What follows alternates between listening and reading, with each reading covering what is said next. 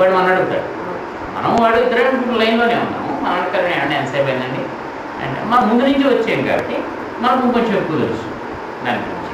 అందుకని అదే స్థితిలో ఉన్నటువంటి వాళ్ళల్లో కూడా కొంతమంది ఎక్కువ తెలుసుకున్నటువంటి వాళ్ళు ఉంటారు, కొంతమంది తక్కువ తెలుసుకున్నటువంటి వాళ్ళు ఉంటారు. వీళ్ళు ఎక్కువ తెలుసుకోవడం అనేటువంటి జ్ఞానం వీళ్ళకి ఎక్కడి నుంచి వచ్చింది? ప్రీవియస్ రౌండ్స్లోంచి వీళ్ళకి వచ్చింది, అందుకు పూర్వంలోంచి వాళ్ళు తెచ్చుకునేటువంటి. ఇక్కడ మళ్ళీ సాధన కొంత అంటే ఆ ఇనీషియల్ ఇది వీళ్ళకి కొంచెం ఉంది, దాంతో వీళ్ళు స్టార్ట్ చేసుకుంటారు, మళ్ళీ వాళ్ళు కలిసే ప్రయాణం చేస్తారు. ఇలాగ అనేక రకములైనటువంటి కాంబినేషన్స్ ఇటువంటివన్నీ కూడా ఉంటాయి. అదంతా చాలా పెద్ద పెద్దది. అప్పుడప్పుడు ఏం జరుగుతుంటుంది, ఇదంతా ఇలా జరుగుతూ ఉండగా ఈ మహానుభావులు అయినటువంటి వాళ్ళు వచ్చినప్పుడు, కృష్ణుడు లాంటి వాళ్ళు కానీ, జేసు లాంటి వాళ్ళు కానీ, ఇలాంటి వాళ్ళు వచ్చినప్పుడు కొన్ని ప్రత్యేకమైనటువంటి కారణాల కోసం ఏం చేస్తారంటే, ఇప్పుడు ఎవరైనా ఒక్కోసారి గేట్లు వదిలేసి మనకి అందరినీ పంపించేస్తారు, టికెట్ ఉన్నా లేకపోయినా కానీ మామూలుగా వదిలేస్తారు ఒక్కోసారి. ఎందుకని వచ్చిన వాళ్ళు వదిలేయండి అని అన్నారు అనుకోండి, వదిలేస్తారు, టికెట్ లేకపోతే మనకు వదిలేస్తారు. లేదు తక్కువ క్లాస్ తీసుకునేటువంటి వాడిని ఎక్కువ క్లాసులు వదిలేస్తారు, పర్వాలేదు ఖాళీ వెళ్ళిపోతుంది. అలాగే ఒక్కొక్కసారి అవుతూ ఉంటుంది పరిణామ క్రమంలోనూ. ఒక్కొక్కసారి గేట్లు ఎత్తేసినట్టుగా జంతు స్థితిలోకి మానవ స్థితిలోకి ఎక్కువ మందిని వదిలేస్తారు. ఆ స్థితిలోంచి స్థితిలోకి వచ్చేస్తారు, వృక్ష స్థితిలోంచి జంతు స్థితిలోకి వచ్చేస్తారు. ఇలాగా అంటే రావాల్సినటువంటి దానికంటే ముందుగానే ఆ స్థాయిలోకి వచ్చేయడం అనేటువంటిది. అంటే ముందుగానే రావడం అనేటువంటిది ఒక అడ్వాంటేజ్ అయినప్పటికీ వీళ్ళు ఈ స్థితిలోకి రావడంలో ఉండేటువంటి గ్యాప్ను అయితే ఫిలప్ చేసుకోలేదు. కాబట్టి 5వ క్లాస్ చదువుతున్నటువంటి వాడిని మనం పాలసీలు చేంజ్ చేయడం వల్ల 7వ క్లాస్లో పంపించేసాం. కానీ 6వ క్లాస్ చదివి 7వ క్లాస్లోకి వచ్చినటువంటి వాడికి 5వ క్లాస్లోంచి తిన్నగా 5వ క్లాస్లో వచ్చినటువంటి వాడికి చిన్న తేడా ఉంటుంది. ఆ తేడాను అడ్జస్ట్ చేసుకోవడం అనేటువంటిది కొంచెం కష్టం ఉంటుంది వాడికి. అంటే వాడు ఎక్కువ స్ట్రగుల్ అవ్వాల్సి వస్తుంది. అంటే దానివల్ల ఏమిటవుతాయి, కొంత మానవ స్థితిలోకి వచ్చినటువంటి వాళ్ళలో కొంతమందిలో పసుపు ప్రవృత్తి ఎక్కువగా ఉంటుంది. అంటే వాళ్ళు ఇంకా పూర్తిగా దాంట్లోంచి బయటకు వచ్చేయలేరు కాబట్టి. కొంతమంది మామూలుగా వచ్చారు కాబట్టి వాళ్ళ నుంచి తక్కువ. అయితే ఇలా ఎక్కువ సార్లు జరగవు, అప్పుడప్పుడు దొరుకుతాయి. ఈ మధ్యకాలంలో ఏం చెప్తారంటే, ఈ ప్రస్తుతానికి ఫాస్ట్ టైం జరిగిన దాని తర్వాత నుంచి ఆపేశారు. ఆ రకంగా జంతు స్థితిలోంచి మానవ స్థితిలోకి పంపించడము అనేటువంటి ఏర్పాటు ఏదైతే ఉందో ప్రస్తుతానికి టెంపరీగా దాన్ని సస్పెండ్ చేశారు. అంచేత అలాగే వాళ్ళు ఇప్పుడు రాదు.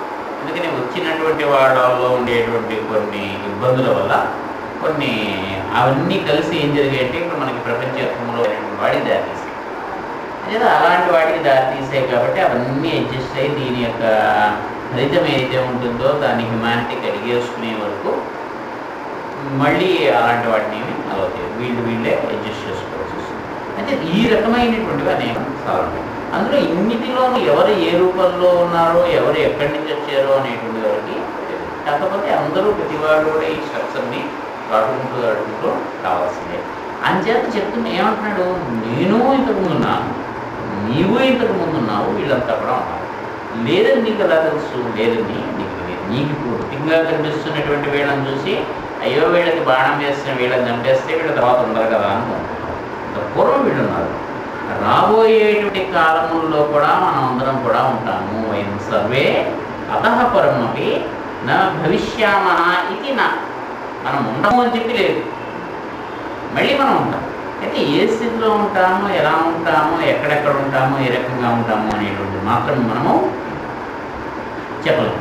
అందరం కూడా ఒక్కొక్క రకంగా ఒక్కొక్క రకమైన స్థితిలో ఒక్కొక్కము ఉండొచ్చు. సాధారణంగా మళ్ళీ ఇక్కడ కూడా ఏం చెప్తారంటే, ఒక గ్రూప్గా కనుక పనిచేస్తున్నటువంటి సాధకులు కనుక గుంపు ఏదైనా కనుకుంటే మళ్ళీ సాధ్యమైనంత వరకు వాళ్ళు ఏం చేస్తారంటే వాళ్ళనే ఒక గ్రూప్ మళ్ళీ తర్వాత కాలాల్లో తీసుకురావడానికి ప్రయత్నము చేస్తారు. అంటే ఎందుకంటే వాళ్ళు ఏర్పరుచుకున్నటువంటి బంధం ఏదైతే ఉంటుందో ఆ బంధం అనేటువంటిది తర్వాత కాలంలో కూడా మళ్ళీ వాళ్ళ సాధన కలిసికట్టుగా చేయడానికి వాళ్ళకి సహాయం చేస్తుంది.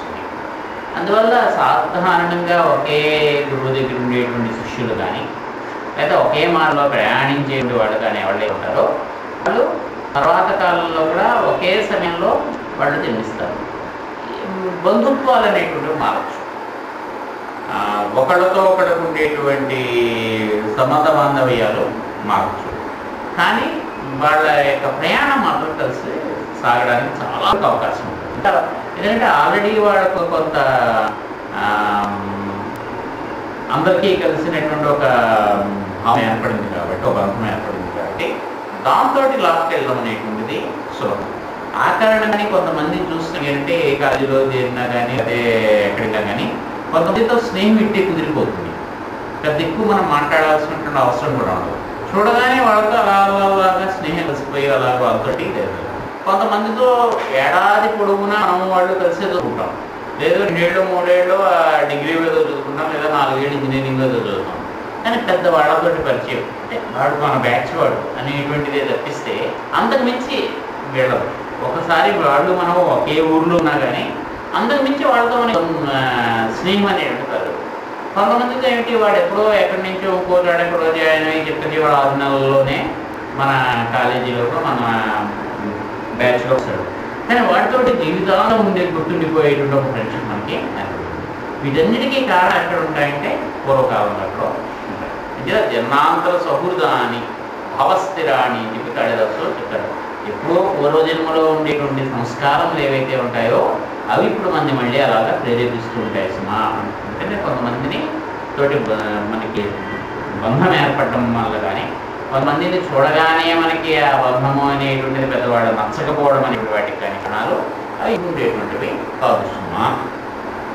ఈ రకమైనటువంటివి ఏది ఉంటాయో దానివల్ల ఇంతకు పూర్వము కూడా అంటే మనం అందరము ఉన్నట్టుగానే ఇంతకుముందు కూడా ఉండము అనేటువంటిది ఏమీ లేదు కదా. భవిష్యమహాయితిన మనం ఉండము అని చెప్పి అనడానికి వీలు లేదు. దేహినో అస్మిన్ యథా దేహే కౌమారం యవ్వనం తథా కౌమారం యవ్వనం జరా తథా దేహాంతర ప్రాప్తి ధీరః తత్ర ముహ్యతి. దేహినః అస్మిన్ యథా దేహే కౌమారం యవ్వనం జరా తథా దేహాంతర ప్రాప్తి ధీరః తత్ర ముహ్యతి అని చెప్తున్నాడు. ఇప్పుడు నువ్వు చావు గురించి అయ్యో వీళ్ళు ఉండరు కదా, వీళ్ళ ఈ రక్తపు నేను తినాలి ఇవి అని చెప్పి చాలా కబుర్లు నువ్వు చెప్పావు. చావు అనేటువంటిది కూడా మనకు ఉండేటువంటి దేహానికి ఉండేటువంటి ఒక స్థితే. ఎలాగైతే బాల్యం నుంచి మనం యవ్వనంలోకి ప్రవేశిస్తామో, యవ్వనం నుంచి ముసల్తనంలోకి ప్రవేశిస్తామో, ముసల్తనం నుంచి తర్వాత దేహాంతర ప్రాప్తి, ఈ దేహాన్ని విడిచిపెట్టేసి ఇంకొక దేహంలోకి ప్రవేశించడము అనేటువంటిది కూడా అదొక దశ అంతే. అయ్యో బాల్యం నుంచి యవ్వనంలోకి ప్రవేశిస్తున్నాం, వెళ్ళను నేను పెద్దవాడినామో, నేను ఇలాగా 5 ఏళ్ల వాడి కిందనే 10 ఏళ్ల వాడి కిందనే ఉండిపోతానని చెప్పి మనం అంటలేదు కదా. అక్కడి నుంచి మనం ముసలివాళ్ళం అవుతున్నప్పుడు కూడా మనం ఏమీ అంటలేదు కదా. వాటన్నింటినీ కూడా సహజంగా ఎలాగైతే మనం స్వీకరిస్తున్నామో దీన్ని కూడా అలాగే స్వీకరించాల్సిన, అంతకుమించి మనం దాని గురించి ఆలోచించవలసినటువంటిది లేదు. వాటినైతే ఎలాగైతే చేస్తామో వీటిని కూడా అలాగే. అంతేగాని నేను ఈ రూపం నాకు ఇంకొద్దు, 20 ఏళ్ల క్రితం ఉన్నటువంటి రూపమే కావాలి, 30 ఏళ్ల క్రితం ఉండేటువంటి రూపమే కావాలని మనం తీసుకుపోవడం అనేటువంటిది సాధ్యమో కాదు. ఎవరు కూడా అలా చేయరు.